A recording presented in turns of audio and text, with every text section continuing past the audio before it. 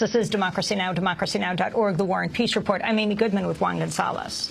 We continue now to look at North Carolina. For weeks, thousands of people have been gathering at the North Carolina Legislative Building for the weekly Moral Monday protest, to protest the agenda of the Republican-led state legislature. 700 people have been arrested over the past 10 weeks.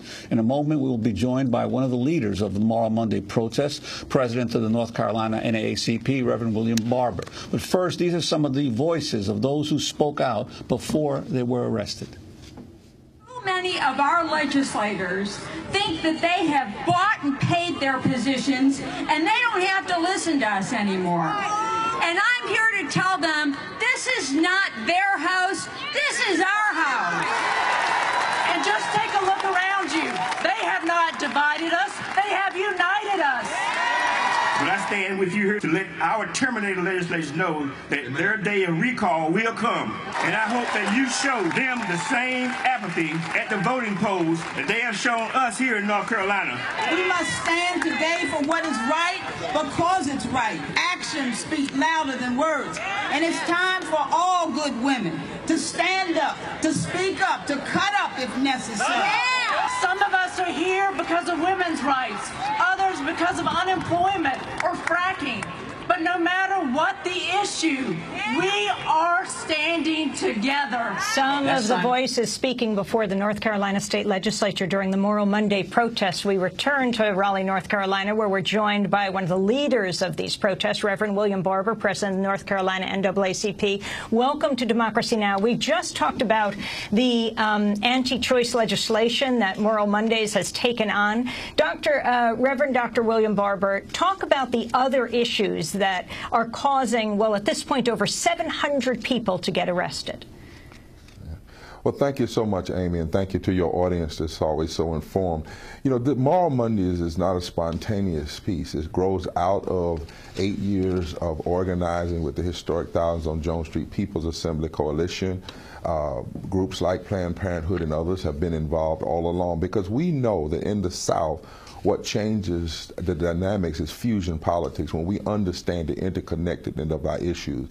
And what we've been saying since January in this legislature is that to cut 500,000 people from Medicaid and from Medicaid, disabled children is immoral, it's extreme, and it's bad policies. To deny 170,000 people unemployment who lost their jobs of no fault of their own is extreme, it's immoral, and it's bad policy. To attack the poor by undoing the earned income tax credit that even Ronald Reagan said was good, 900,000 people so that you can give 23 families, wealthy families, a tax cut is immoral, extreme, and bad policy.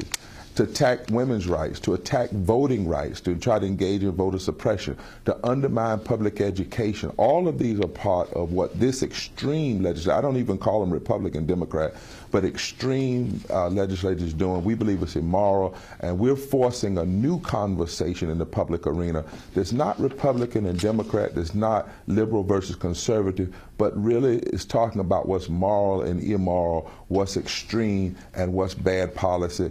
We say it like this: it's constitutionally inconsistent, it's morally indefensible, and it's economically insane what they're doing. And your decision to focus in on the state legislature, why was that made, and what's been the impact of the result among the citizens of North Carolina? Well, you know, now they are down to less than one person out of 5 feels that the legislature and this leadership is good for North Carolina. Their numbers have plummeted. The numbers of the governor have plummeted. But we've known for quite some time that the real fight in this country is at the state capitals, particularly in the South. Because in the state capitals, that's where election laws are passed, educational laws, labor rights. All of those issues grow out of legislation that come through state capitals. And this particular legislature is really a reaction to our success. You know, last few years we were able to win things like same-day registration, early voting and Sunday voting, earned income tax credit, the Racial Justice Act, more focus on public education. And we did it with a different electorate, a fusion electorate, a coming together that takes advantage of the new demographics where whites and blacks and Latinos and gay and straight and people of faith and labor and women and men and rural and urban come together. That's the dynamic that can change the South. So that's why we're focused on these state capitals, because of the power at state capitals. And if you want to change the nation, you have to change the South. If you want to change the South, you have to change these state capitals. And we believe that this extreme ideological group understands that their narrow-minded agenda doesn't have much longer in the public arena.